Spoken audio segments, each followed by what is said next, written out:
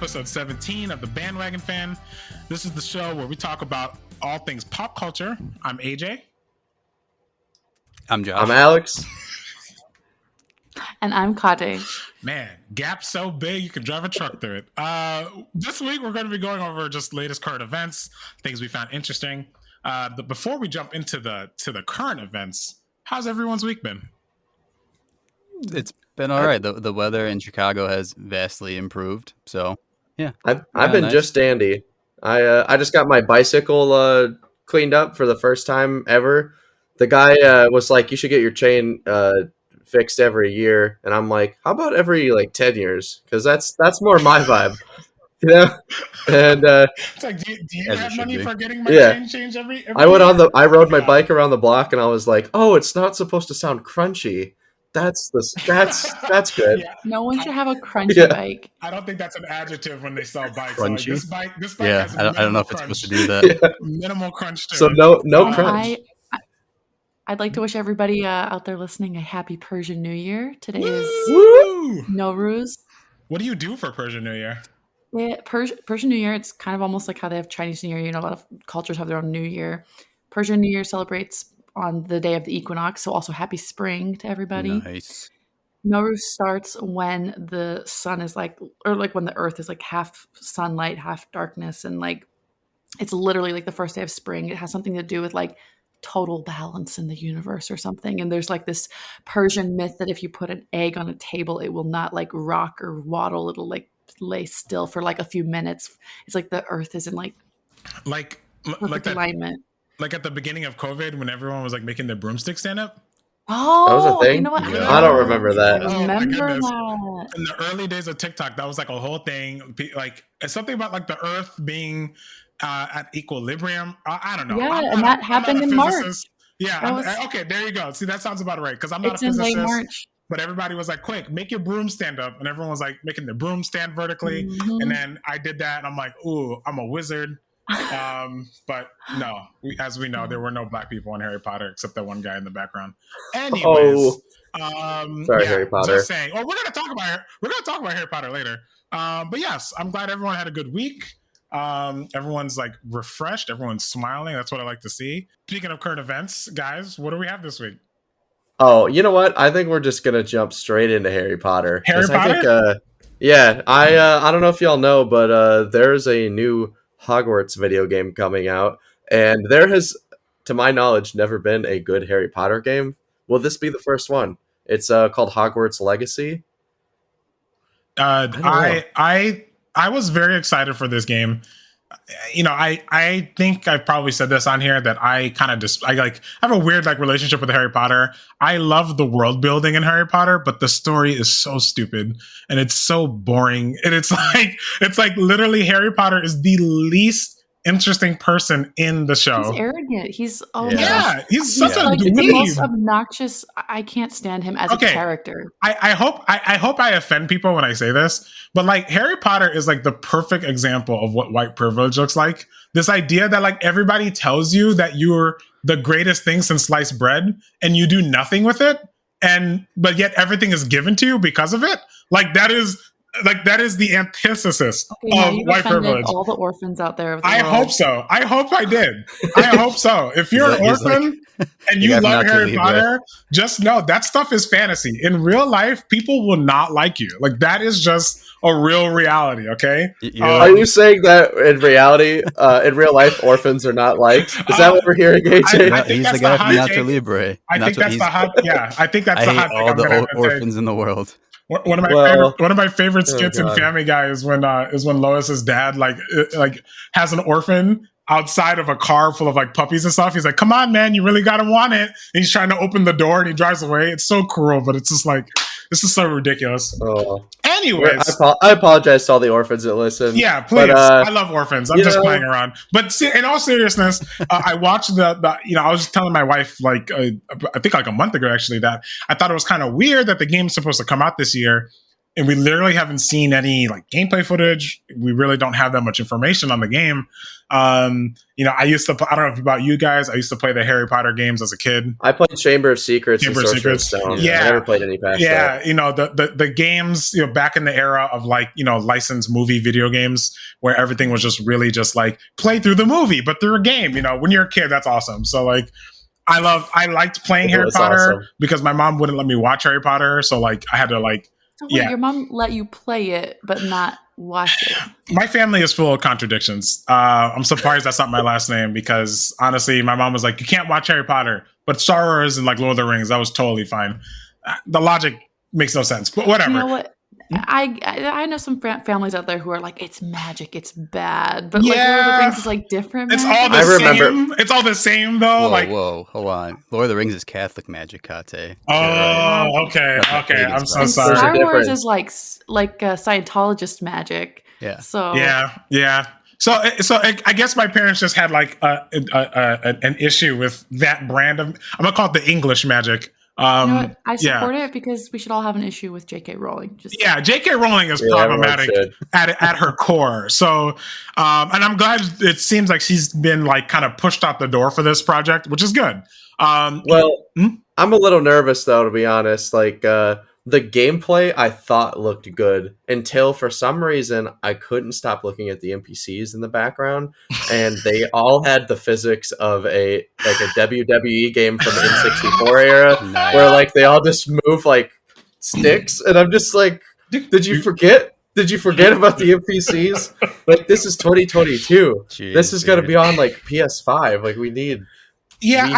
My theory for why NPCs. it took so long for us to see some gameplay footage is because I have a feeling that there's a lot of editing that they're still doing. Like I feel like there's still like refinements, because what's so strange to me is that when you watch the gameplay footage, the game looks done, but it's not being released till November. Like, Kate, I don't know how familiar you are with like video game release schedules, but like everyone tries to push their game to November. why but- is it for like Black Friday? Because Black Friday, Christmas, Cha-ching, cha-ching, Yeah. holiday sales. that's when like Santa the most Claus. consoles are being sold, and you know, trying to bundle your game with stuff. However, it's a two-edged sword, right? If your game isn't as interesting as whatever new game is being released at that point in time, You're gonna be then your game, overshadowed. overshadowed, lost in the shuffle. So I thought it was pretty bold to be like Warner Brothers is like, Harry Potter is such a strong brand. We're just gonna come right in the middle of the season with Call of Duty, whatever EA makes, whatever. That's a bold statement. It's a bold statement to make. In my personal opinion, they should release the game during the summer because, of course, that's the summer drought. A lot of people don't make they don't release their games during the summer, but that's the opportunity for like games that maybe you can build onto for them to kind of snowball. And so like they would have their time in the sun without getting overshadowed. That's how I would have done it. But what do I know? I just play them. I'm There's not the a one. science to releasing things. I mean, There is. I work in publishing, and we have to think about every season has a specific time, like that is the right time to release. So Like I'm just boggled that in a year with like Breath of the Wild 2 coming out, Pokemon, the next Pokemon Scarlet game, Call of Duty, and then of course you have other games that maybe have like seasonal. Supposedly Overwatch 2. Overwatch 2, we'll I see. highly doubt It's it. It's not going to happen. Yeah, I highly doubt it. But my point is like I picked those other two games in particular because like I guess you can kind of say like they kind of reach the same like demographic a little bit. And so I just feel like it's wild that they're like, this game that no one has played, no one has seen, we will be able to like make our mark at the same type of mark that Breath of the Wild 2. I just think that's insane. I really only have, apparently, they're going to Leviosa their way into sales. I don't think that's going to work in my We'll personal see. opinion. We'll see what happens. Yeah. Speaking of magic, have you guys seen Encanto? I know we talked about it on the podcast. I still haven't. I have not seen Boo. it yet. Are you It serious? was so Peter? boring. Dude, I love that movie. I thought Encanto was one of the most boring Pixar. Like It's boring. It's the story I wasn't interested in. The music, I think there's only like 2 songs I actually like, and it's not the Bruno one. I can't stand that song. Wait, Josh, you said you like it though. All right, I haven't seen it, so we don't talk about Bruno. Yeah, man. Yeah. Yeah, Oh, I'm Josh, what'd thinking you of like? In the Luca movie, there's a scene where the kid goes, Luca's a "Silenzio, good movie. Bruno." Yeah, Luca was a good movie. This Disney movie, does not like Bruno. I thought Luca was boring. oh really? I stopped watching it. There Yeah, we go. I didn't finish it. I thought it was fine. I thought it was fine. We're gonna have to do It was one of the those- most average, Yeah, like Disney We're gonna have type to do one of movie. those deathmatch episodes. We're gonna all That's bring so something to the funny. table. Yeah, that's so funny because I thought Encanto was, but You yeah, could what bring about your it? Disney Pixar prize fighter movie to the table. Yeah, and we'll do yeah. it. Oh, that's easy. That's easy. Save Like it for it. the fight. Save Yeah. it. But anyway, about Encanto, Stephanie Beatrice voiced one of the characters in the movie, the main protagonist From Brooklyn Nine-Nine. from Brooklyn Nine-Nine, Yep. which I don't know if you are aware that her personality in real life is like It's 100% different. Really, really bright and really just Yeah. like she's really like she doesn't even sound the way that she. I think she put. I think her character's name on Brooklyn Nine-Nine is that Lisa? Rosa. Rosa. Yeah. And she in the show she kind of has a deep voice and Yeah. whatever, Very like angry and stoic very angry, at the same femme masculine, that type of thing. But in real life, she's just like very like bright, very happy, very more toward like the feminine side in real life than she does on like her other persona. So it's always funny to see. Yeah. But apparently she was pregnant while they were doing recording for the movie. Oh, And I guess she started going into labor but didn't want to say anything. Because, in modern society, women have to keep that hidden, especially if you're like a creative or you're a freelancer or whatever, work for hire. Voiceovers get treated like trash to begin with. Yep. And she did a recording and then the next day gave birth. wow. But she So- went into labor while recording the song. Yeah. So power to her. And then what? The next day she just popped back in the studio like nothing happened. I doubt it. I don't know what happened after. Probably All I not. know is she's doing a recording and the Probably next not. day it's like, oh, They just brought the studio. They just brought the Oh my studio to gosh. her. They're like, you can do it from bed, right? Like, is that Like, fine? this is in your contract. You will do this for Disney. We own like- you.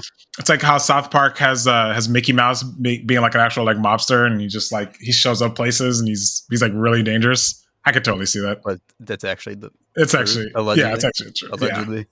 Well, speaking of how hard women have it, I don't know if you guys saw that with Whitney Cummings. She made some comments on a podcast this past week. Did you guys see anything about that? I saw a headline. That was it. Yeah, so she was Refresh me. Yeah, so she was on a podcast. She's, you know how Joe Rogan has like a cabal of friends that he always has on his show. Yeah. I cannot remember the gentleman's name. I think it's Tim. I think that's his name. He has a podcast, and Whitney Cummings was on his show, and they were talking about, I guess, like she's kind of frustrated with the state of her podcast.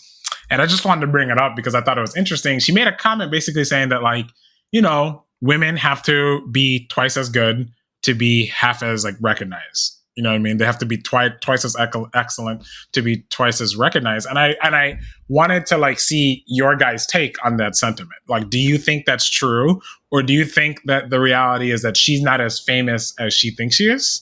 Like, what do you guys think the reality is? Can you repeat repeat it Can one I more time? add something to that too, AJ? Of course, yeah. I also saw something where she also said that Hollywood is not constructive for women who are also mothers, and that to choose to be in Hollywood, whether as an actor or director, and have a personal life, aka children and a spouse, she said it's basically impossible. The name of the podcast, by the way, is Good For You, and the host is Tim Dillon, I believe. Excuse me, let me back that up. That's Whitney Cummings' podcast, I believe, and she had Tim Dillon on her podcast. I believe that. Okay. I believe that's what that was. I think Tim Dillon's is just a Tim Dillon show. Yeah, Tim Dillon's just a Tim Dillon show. I was always confused because their setup is all kind of the same. It's like the same group of people that Joe Rogan always has. He has like 6 or 7 people who always show up on his podcast. Like what's his name? Like, I think his name is like Theo, and that guy who used to be an MMA fighter, and now he's comic. Yeah, he's got a lot. He's got a lot of people. So what's the question again, though? the question is essentially her take on essentially like why her podcast isn't as successful as she thinks it should be is because she feels like it's 2 times as it's much more difficult for a woman to be successful because they have to be twice as good as opposed to like a man, basically. Now, personally, I didn't really think that's true. I think there's a lot of factors to why her podcast probably isn't as popular. Us, like this, the bandwagon fan, we know that we started a podcast knowing how oversaturated the podcast market was. That's why we kind of made a niche for just a very casual, laid back, type of podcast. We're not super deep into fandom, that kind of stuff. We know what our audience is going to be, and that's how we're taking our podcast. I feel like with her, I think it's more of a situation of just like, maybe you're not as famous. Like, she basically insinuated that like she's not a man and she doesn't have the same pull in the podcasting space because she's not a man. And I felt that was kind of an overgeneralization. I didn't really think that was a fair comment. There are plenty of women who are, I don't know, I don't want to say less talented, but maybe less recognized, but I feel like are super talented, and it's just not their time yet. Like, they just don't have like the proper avenue.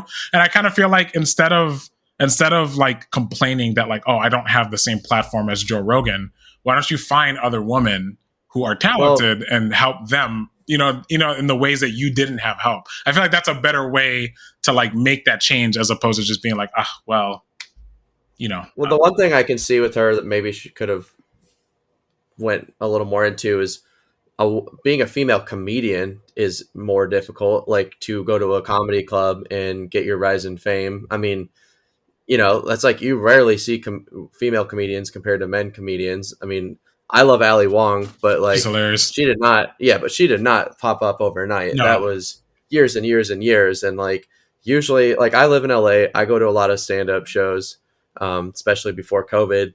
And it's usually one female comedian compared to about 8 guys. Yeah. And like, I think that is a bigger challenge. Yeah. So like, I could see like starting phases being more challenging. Podcast, I don't know. I'd have to listen to her podcast to maybe hear how she talks too. Yeah, I don't know enough about the situation to really comment specifically on what she said. Yeah. Well, I will say, like, I echo a little bit what Kate was saying about how a lot of industry isn't necessarily favorable towards women because if you want to become a mother, you choose either your career or a family. And I mean, that applies to so many fields. Think about how many people you probably know personally where a woman said, oh yeah, I did this, and then I decided to have a family.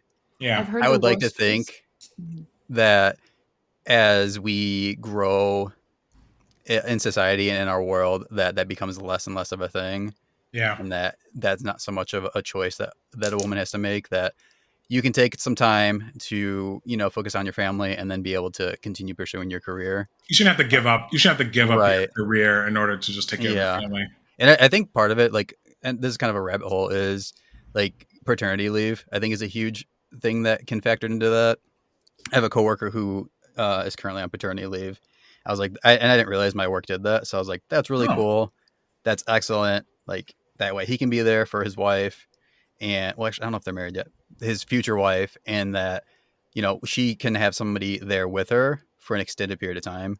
And I feel like if a lot more businesses had that, and I know it costs money, I know it's going to affect productivity, there's a lot of factors involved, but I do think overall it would benefit society. Yeah. Just my 2 cents.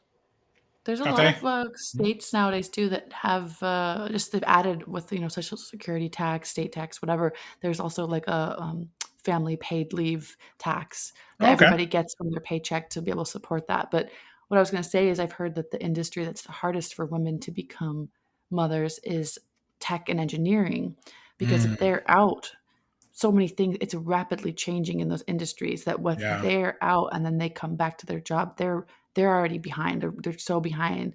And I know too that a lot of people have talked that sometimes companies don't want to hire women in higher up roles because they are scared that if the woman decides to go on to have a child, then then she's not going to be around as much. It's going to affect her and her functionality and productivity at work. And see, I think that's kind of crazy that people even think that way, because you can plan around that. It's not like this person is going to the Himalayas. Like, you can definitely plan around this person being gone for a certain period of time. We do this in so many fields. I think about sports, for example, right? I'm big into sports. If a player is injured, the team doesn't just sit down and be like, man, I guess that's it, guys. I guess that's all we can do. No, they have a backup plan. You try to back up. You either have players that you fill into these roles for that explicit purpose. I don't know why we don't treat more jobs like that. Like, you can definitely be like, oh, okay, Susie is going to be out for 7 months. So, Bethany, can you step in this role in that time period? And you just shift people around. It's not that hard. It's not rocket science. You can cross-train your employees so that if somebody's out, somebody else knows how to do their job. It's not like, oh my God, there's this hole now. No one knows how to do that person's job. And that's what a successful business should be doing already. Right. That's on the business. That is not on the mother on maternity. Yeah, we're all feminists. I love it. Yeah, pro-feminism. Womanist. I'm a womanist. Yeah, that's womanist. Right. Happy Women's Month. Happy Women's Women. You know how I want to celebrate Happy Women's Month?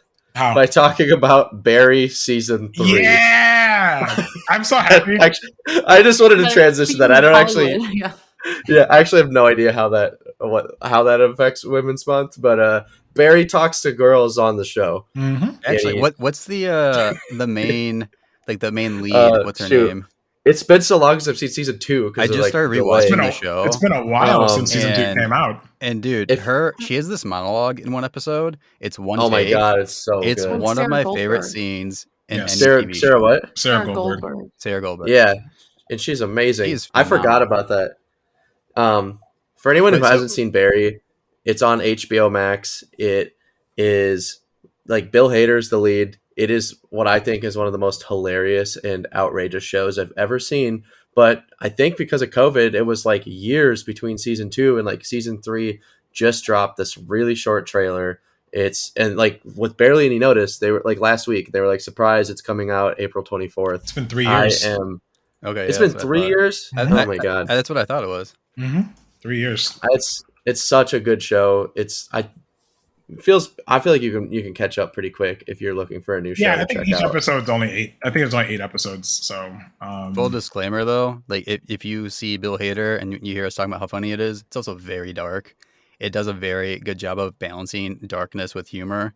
Yeah. Just FYI. I guess what we're getting at is I'm sick. I guess I like dark humor. Dude, they play it so well though. Yeah, they do. Has everyone seen it here then? I have not seen it. Okay. I want to. I remember when I saw the first ads because I like Bill Hader, and I think he was relatively recently had left SNL, so it was kind of interesting to see what's he going to do. And I know he did the one movie I Feel Pretty with Amy Schumer. And then I saw the ads for Barry, but I didn't even know that show was still on, but it's cool that it didn't get canceled despite the delays.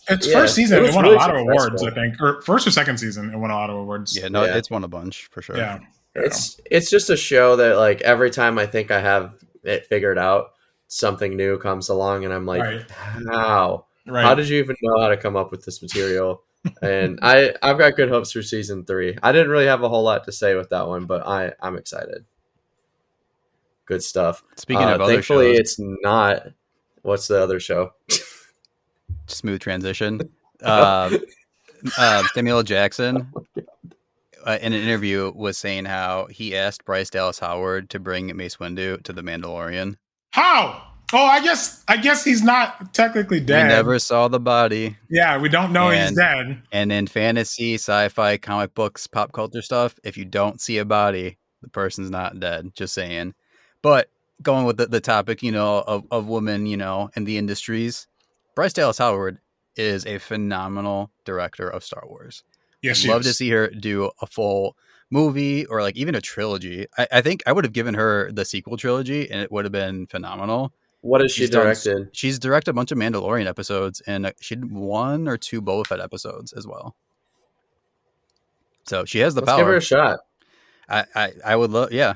I mean, everything she's done so far with Star Wars has been great, but yeah, we'll see what she decides if that's even in her power. Do we need Mace Windu though? Like, I love Mace Windu, but do we need him?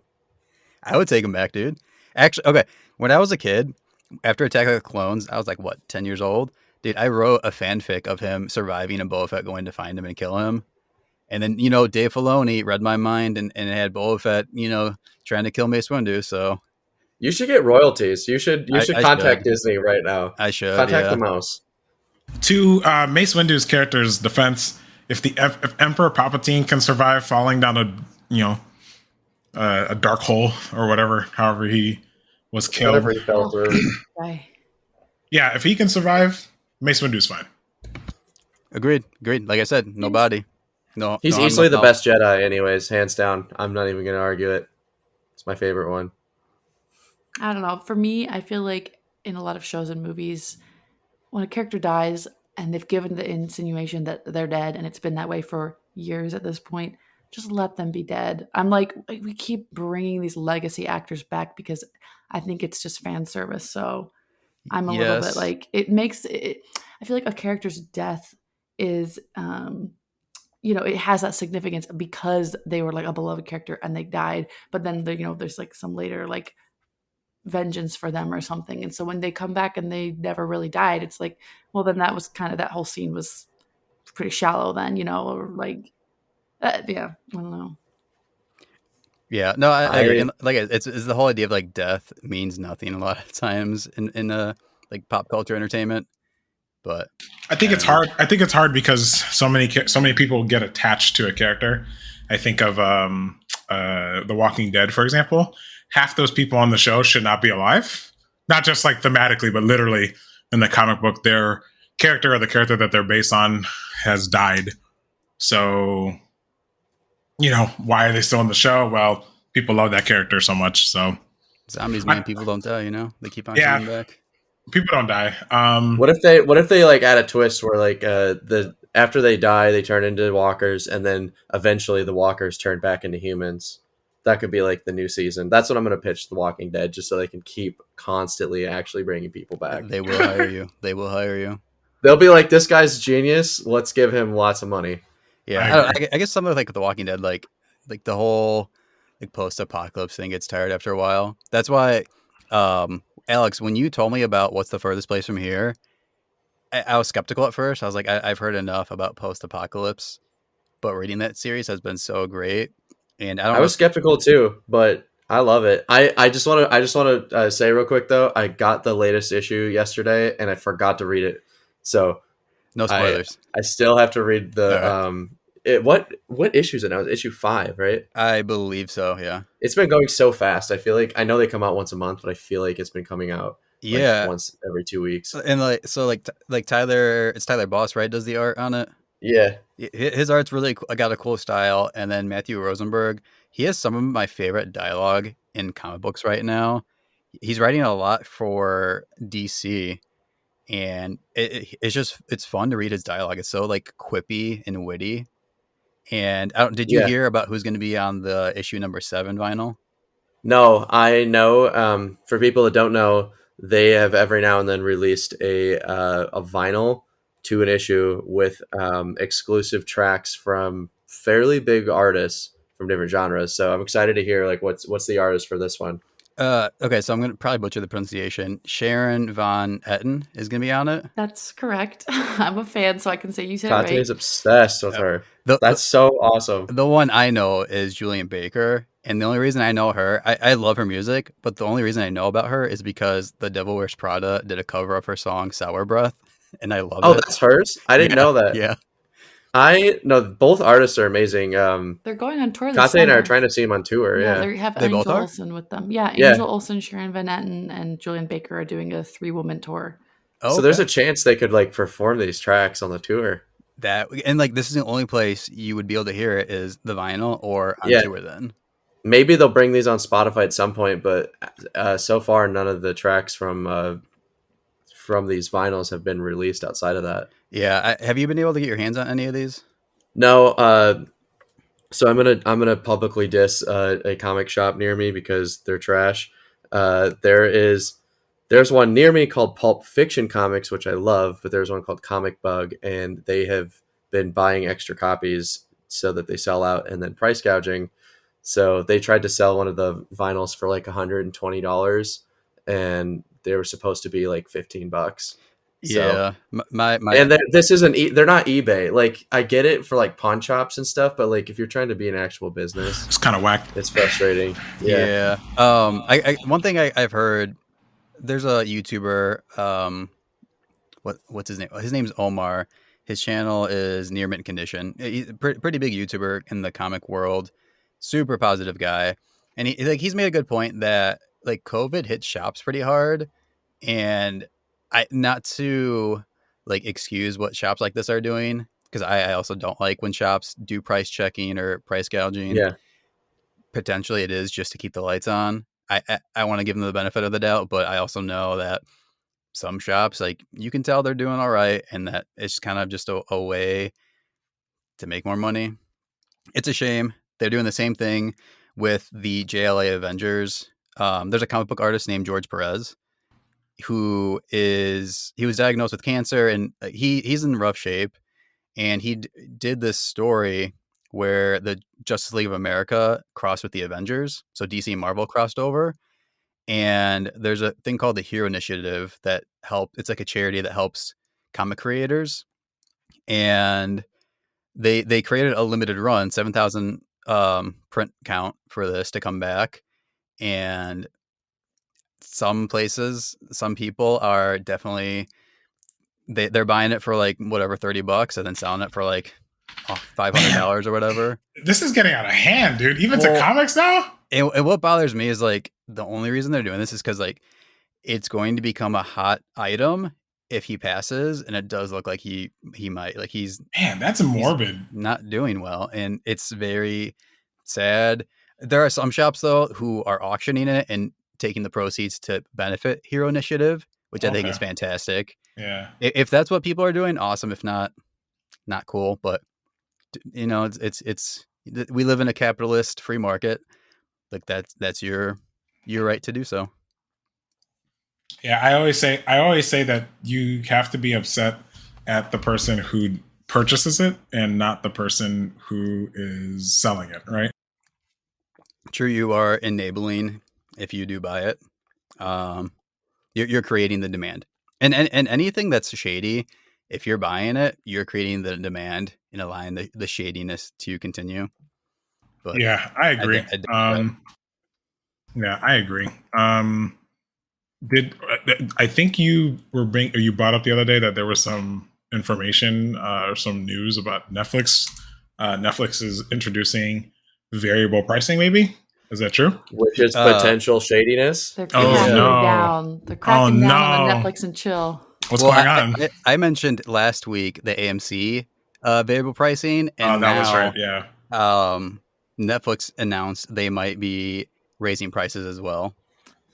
But they're not raising it for everyone. If you have, I believe, it depends on how many user accounts are actively using one account. So like, I use my mom and I share the same Netflix. So our account will probably go up, and I'm curious, but I think it's like you encourage this, like you made extra profiles. They encourage you to be able to change family names and stuff. And what frustrates me is Netflix has not been really providing much new content. Yeah. Yep. It's actually getting worse. Like they'll have like one or two big shows a year that everyone loves, and then like the rest of it's been terrible. I have to admit, actually, they did just drop a new documentary series that's pretty good that I started. So which one? Bad Vegan. Ooh, no, I check it out. I saw the trailer.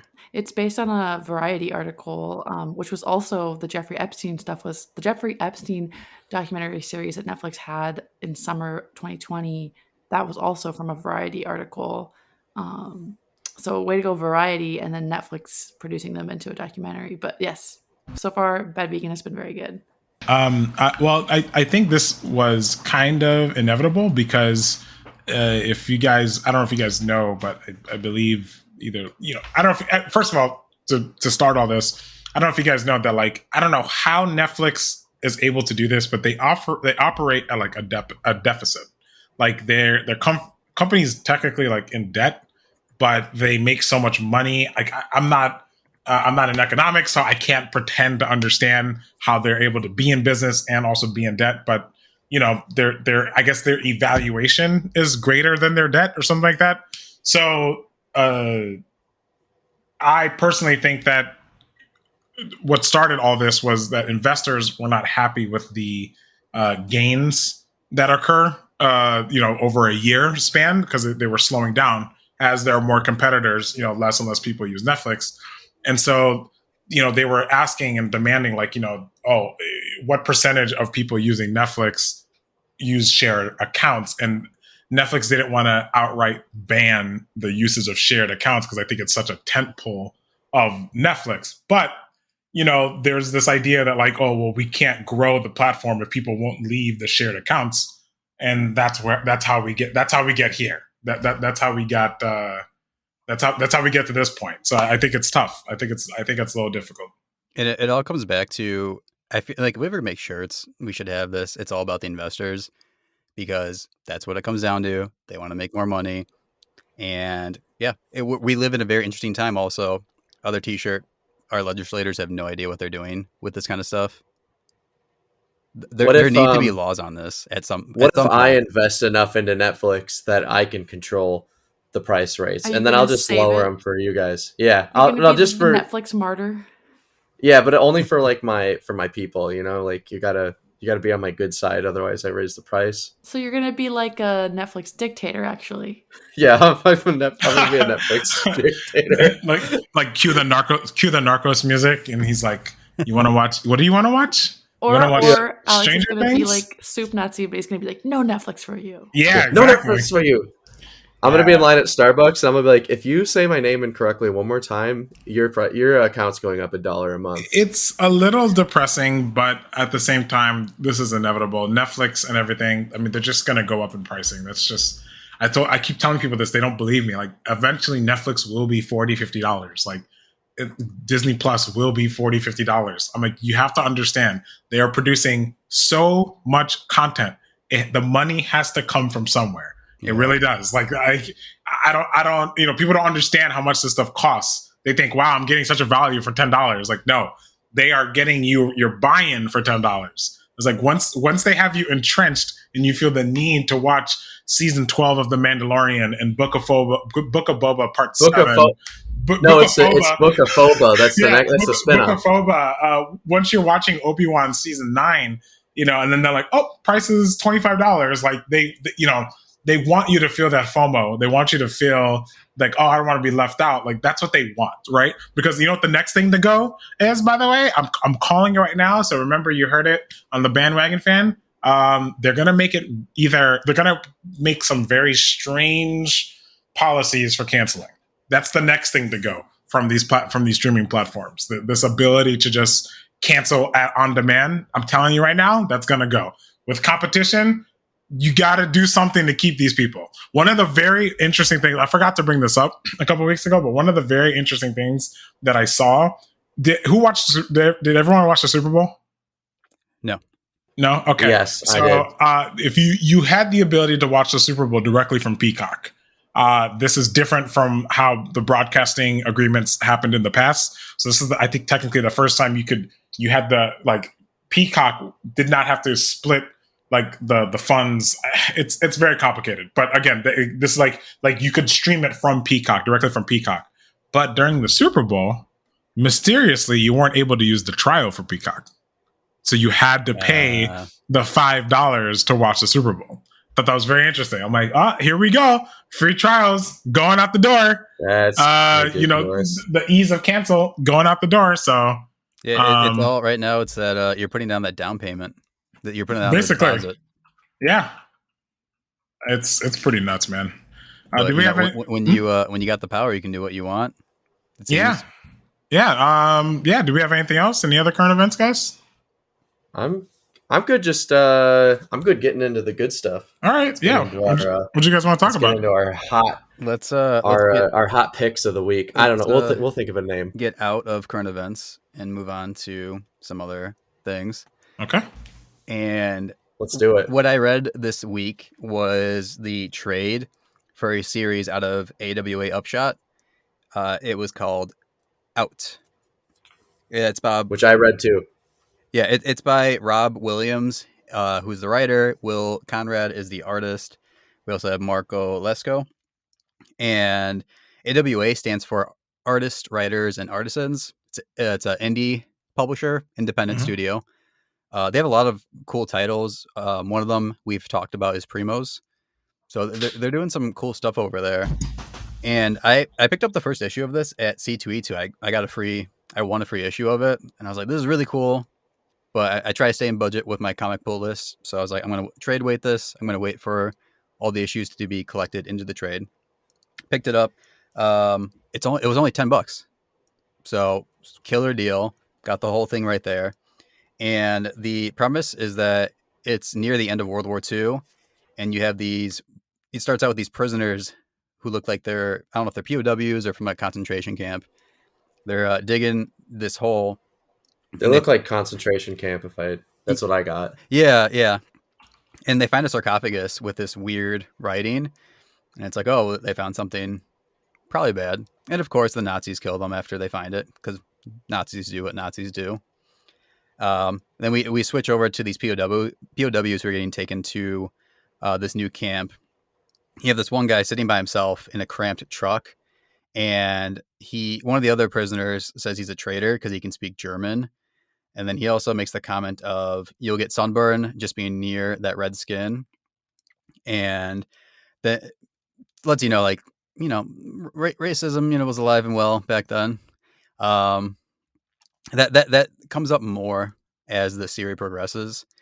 There's also another prisoner who's a priest, and he starts freaking out. And the Germans are like, hey, sit down. Nobody knows what he's saying. Again, same dude's like, oh, he's German too. He's another spy. And it shows the ignorance of that time. It's like, if you don't speak English, like you're a Nazi, you're a German, you're a bad guy. And yeah, they jumped to that pretty quick. Yeah. And the only person who knows what he's saying is our protagonist, whose name is Nakona. And he tells them that, no, he's not German. He's speaking Welsh. And it turns out Nakona is a Comanche language expert. And have you guys ever seen the movie Windtalkers? Yes, a long time ago. Is that the one where a dude steps on a landmine? I mean, I feel like that's every World War yeah. 1 or 2 movie, but I remember there being like a 10-minute scene, I'm pretty sure, like drawn around that. I know it's based on a true story that in World War II they used a lot of Native American languages to be able to talk so the enemies couldn't understand. Yeah, they used a Navajo, the Navajo language, and it was never cracked. It was really, really effective. And they were sent out to the Pacific. Did you guys know Native Americans were sent to Europe during World War II?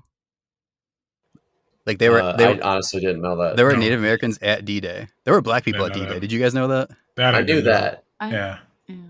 It's like, I didn't know exactly. Well, we don't learn this. We don't learn this in history class. They kind of gloss over that. They teach about like the Tuskegee Airmen, and right. The basics. Yeah, they teach you the basics, but I assume they're, I know there was a group of Japanese Americans who fought for America, but that even was like such a rare thing because we were at war with Japan. So and putting Japanese people in internment camps and.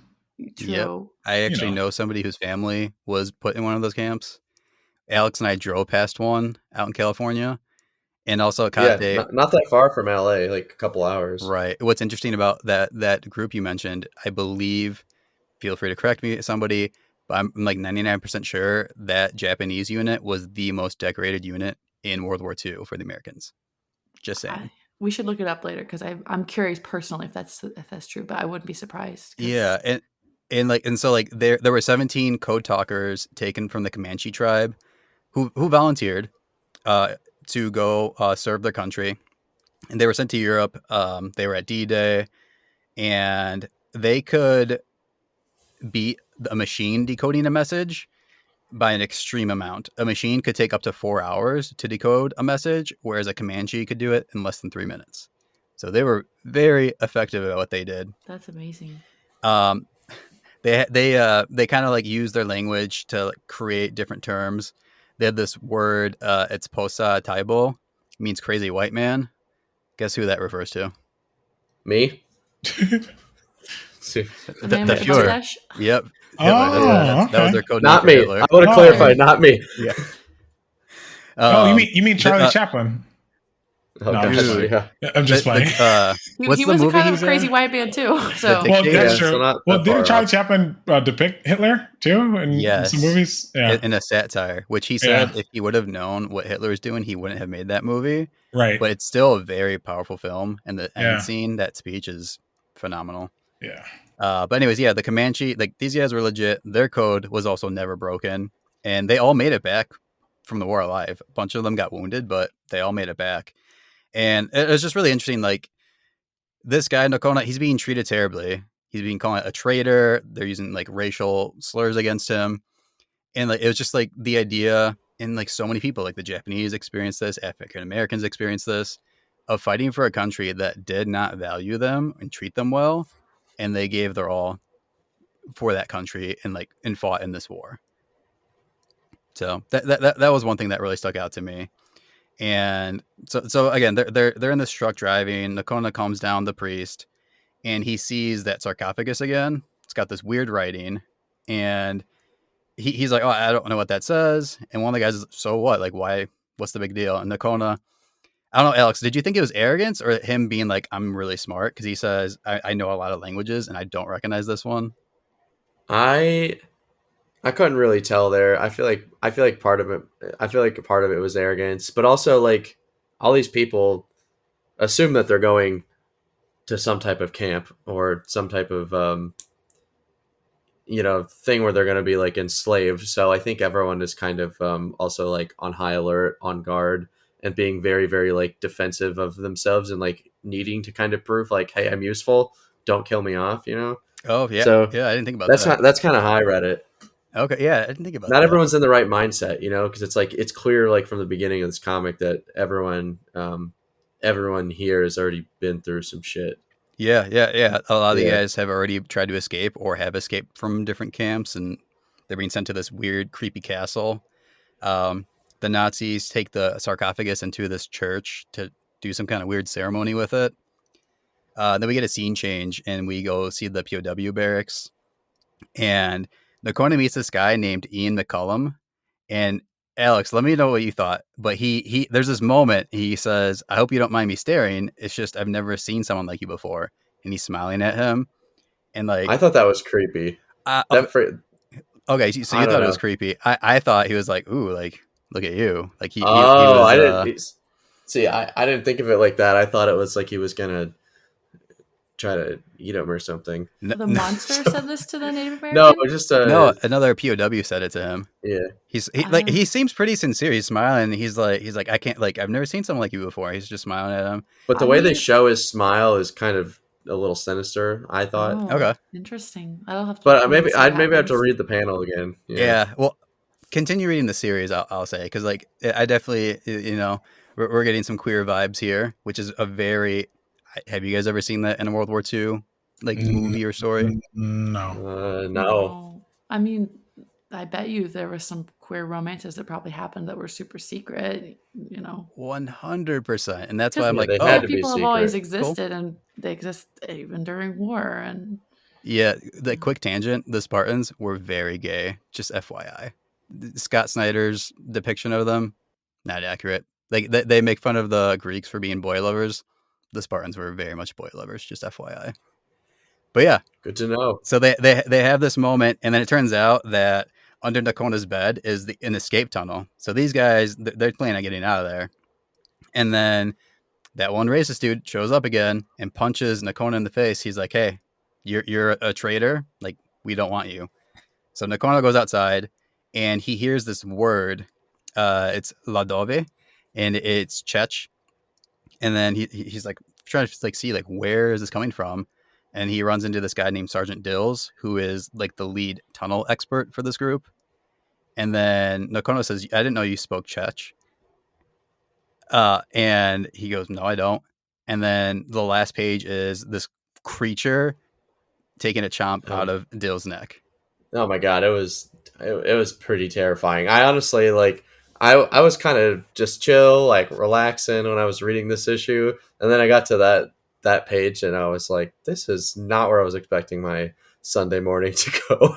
I looked at some of the artwork, and I was like, "This looks like a horror comic. Like the artwork is dark, very, very dark." 100%. It's very dark. I actually wanted to ask Josh what you thought of the art direction with this series. I really enjoyed the art. Oh yeah, like overall, like the series, it's great. The variant covers are gorgeous. Are you guys familiar with Garth Ennis? Nope. No. He is known for writing like really dark stuff. I believe he wrote The Boys, and he did stuff for The Punisher. He writes like really like dark, twisted stuff. Okay. Yeah. So there's a quote from him on the front page on the cover, and it says, "Out sees Rob Williams at the top of his game. The idea is a great one. The atmosphere is cold and creepy. There's an ominous sense of the characters stepping unwittingly into a prearranged hell. I'll be with this one all the way." So like it's got his seal of approval, and that dude's got some pretty twisted imagination. So this one gets dark. I'll tell you that. I read the whole series. It's a dark story. It delves into some pretty cool stuff, though. I could tell from that last page. I was like, if this is the beginning, I don't want to know what the end is. But I'm also a huge wimp, so I think this one goes out to our horror fans out there. Yeah, and I will say, if you are a horror fan, if this did intrigue you, don't look up a synopsis of it and don't read the back cover either, because it tells you right away what's happening in the story. Just read it.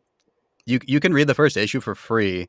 AWA has a link to the first issue, so you can read. Yeah, I read it. I read it for free online, and I'm assuming that you get maybe we can link it. Ads from it. Yeah. That's a great idea. Yeah. But that was my thing out of pop culture news, out of the comic world. What you got for us, Alex? Yeah, I was so excited reading this issue this week. So I wanted to approach this week a little different. I don't necessarily want to give away everything that happened in this issue. And I believe it was in December. I can't believe we've already been doing this for a couple months, first of all. Like, this is so cool. I remember I did an annual on Nightwing, and I hadn't read much on him. And since then, I've been kind of keeping up. I am covering Nightwing issue 90, which I know sounds like really, really overwhelming for like people who haven't read it yet. And that's kind of how I felt, because I was like, I do not want to read 89 issues to keep up.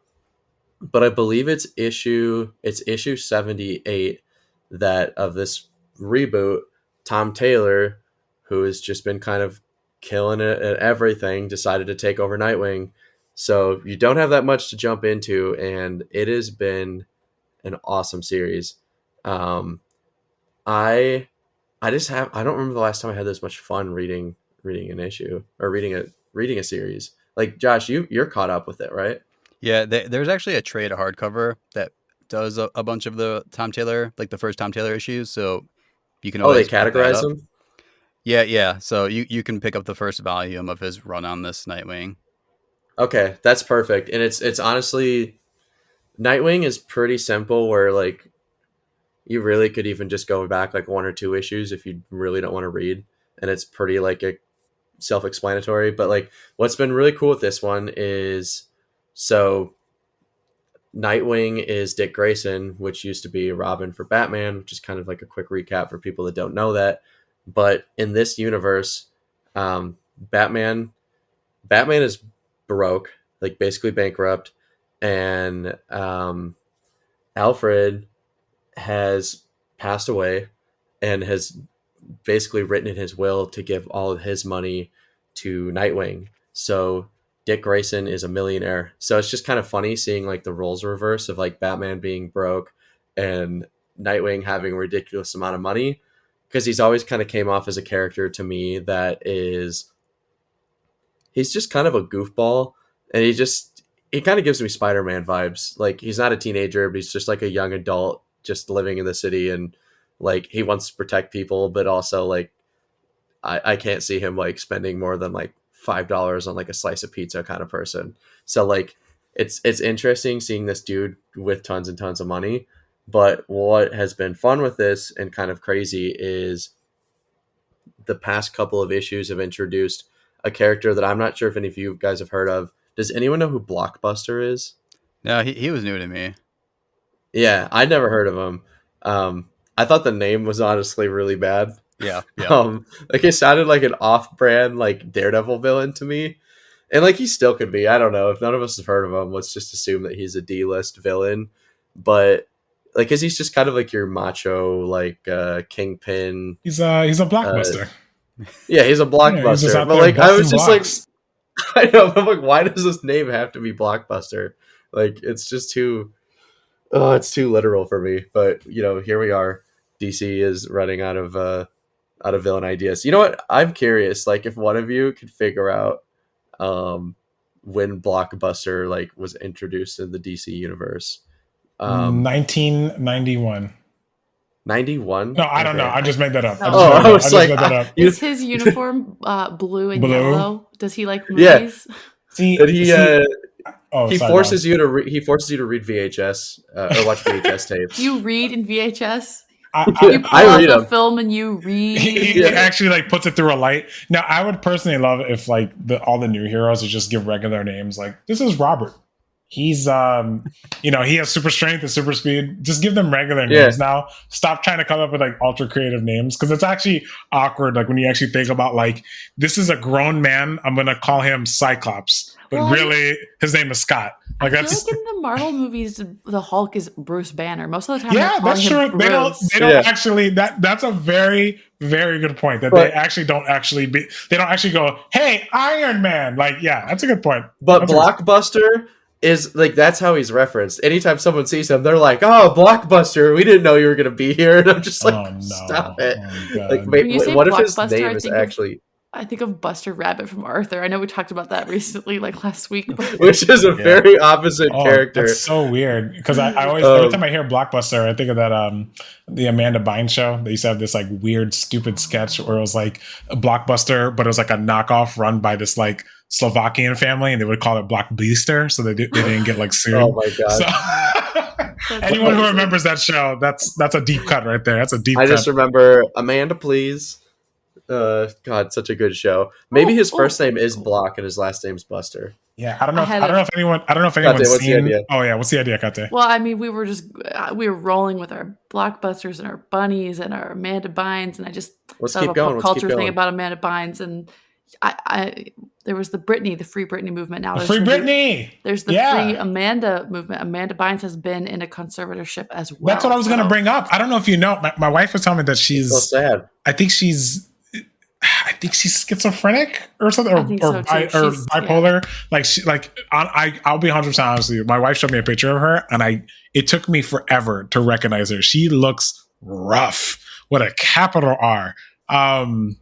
It's kind of sad. I mean, you kind of forget these people are real people, but I don't know. Yeah, that is really sad. And sorry, hijacked. I'm just I'm glad no one's trying to free Blockbuster though, because he's not a nice man. He's not a good dude. He's trying to kill Dick Grayson, and he'll do whatever it takes to do it.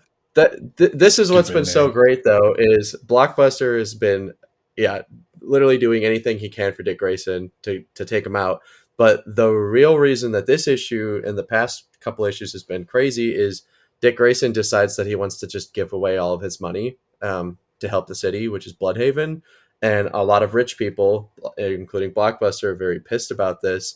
So they basically announced like a hit for hire, and they're trying to find like the best of the best to come after him. And at one point they try to go after his puppy. So there's just a whole segment of him like running around the city with his puppy, and it's actually really cute because like spoiler alert, puppy survives. Do we know what breed of puppy? It's what breed is it looks like a pit bull, kind of some sort of like pit bull breed, and it's a 3-legged dog, and the nickname is Bitewing. I forgot his name's Bitewing. That's a good name. That's better than Blockbuster. Depend on if it was. I can't remember what her actual name is, but the nickname is Bitewing. But what's really cool about that issue?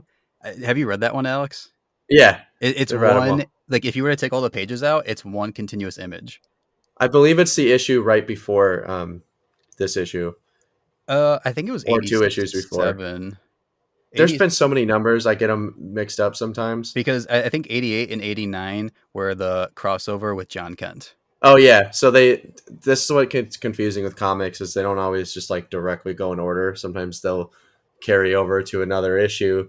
But Bitewing is the cutest comic dog ever. So shout out to Tom Taylor and Bruno Redondo. the original artist, who was Bruno Redondo. A lot of people didn't like it with this new issue, but I actually like the art direction with the guest artist, which I had never heard of. His name's Geraldo Borges, which I'm pretty sure I just butchered I'm his not last familiar name. with him either. No. Yeah, I just wanted to give him a shout out. But seriously, like, this was, I think, my favorite issue of Nightwing that I've read so far. There's a tie-in nice. with the Flash, and I've never really read much of the Flash. He's really fun in this. It kind of reminded me of the TV show that I guess is still ongoing. When did that even come out? Like 10 years ago at this point? It feels like. And this is the Wally West Flash, so it's not the one from the TV show. Yeah, it's Wally or West, the movies. which I have way too many Flash issues. I read that in order to catch up with the current one of him, you have to start at issue 768 for anyone that really wants to do that. I probably won't. I just can't read 780 issues of Flash out. But this issue is really good, and I would definitely recommend checking out this run with Tom Taylor if you get the chance.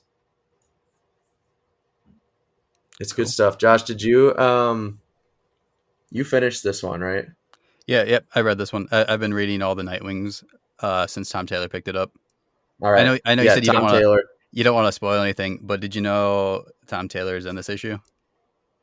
I didn't. Okay, bring up a quick point with that, because I didn't know that was a thing. There's a panel where there's a panel in Gotham. I'll say that. And there's we have our main character who is in Gotham, and next to her are Jess, Tom, and Bruno, and someone else too. People who are on the creative team of Nightwing, and they are notorious for doing this, of putting each other like in the books. Tom Taylor, I'm reading Injustice right now, who he wrote like the first half, and there's a picture of him in there too. It's very iconic because he wears like one of those like golfer hat things. I'm gonna reread maybe that portion, try to find that portion of the panel, because I did not notice that.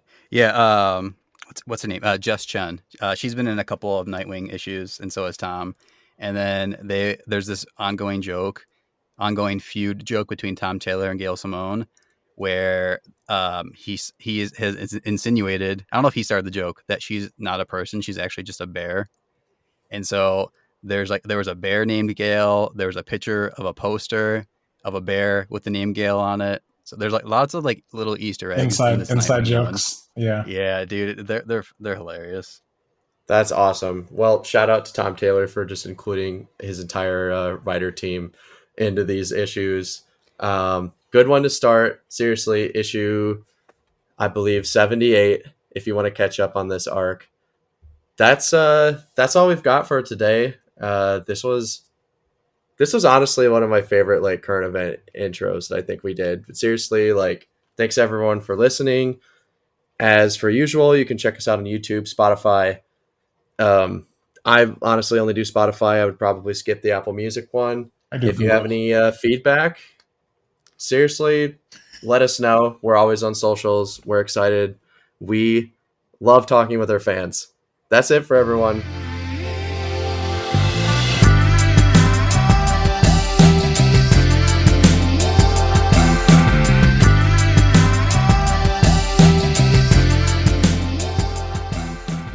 Bandwagon is hosted by Josh Jimenez, Alex Melgosa, and me, AJ Soy. Our show is produced by Kate Smith and edited by yours truly. Our theme song is Lush Waves by Taylor Lewin of _audio. Thanks for listening. We'll see you soon.